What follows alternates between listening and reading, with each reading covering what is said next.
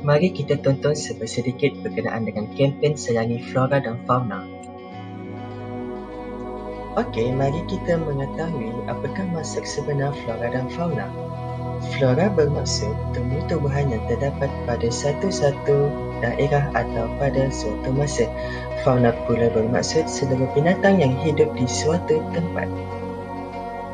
Tetapi, adakah kita sedar dan sejauh manakah kesedaran kita terhadap kepupusan flora dan fauna? Pada zaman sekarang, disebabkan kerakusan manusia dalam mengejar perkembangan dan pembangunan telah memberikan kesan terhadap flora dan fauna. Di sini, kita dapat melihat perbezaan flora dan fauna dari tahun ke tahun.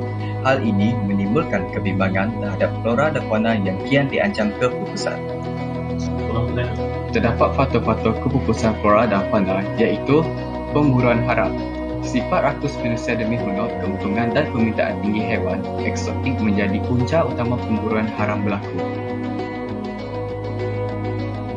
Faktor kedua adalah pembalakan haram. Ia juga memusnahkan spesies tumbuhan yang lain.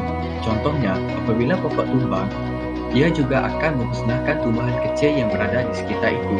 Ia juga akan menyebabkan binatang-binatang yang hidup di kawasan itu lari dan mati. Kesan kepupusan flora dan fauna iaitu kepupusan hidupan liar di spesies pokok. Ia memberi kesan negatif ke atas keseimbangan alam. Penebangan hutan yang keterlaluan menyebabkan kepupusan spesies pokok.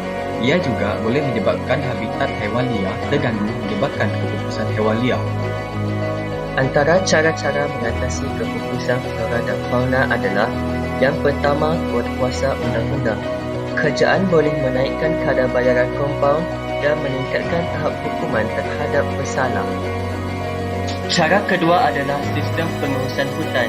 Kerajaan boleh mewujudkan sistem pengurusan hutan yang boleh melindungi flora dan fauna seperti menjalankan penanaman semula, contohnya menanam semula hutan.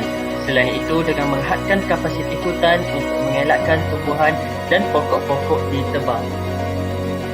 Tatkala flora dan fauna kita semakin tenat, kita semestinya tidak mahu generasi akan datang tidak dapat merasai keindahan flora dan fauna. Oleh itu, marilah kita berganding bahu dalam memelihara flora dan fauna.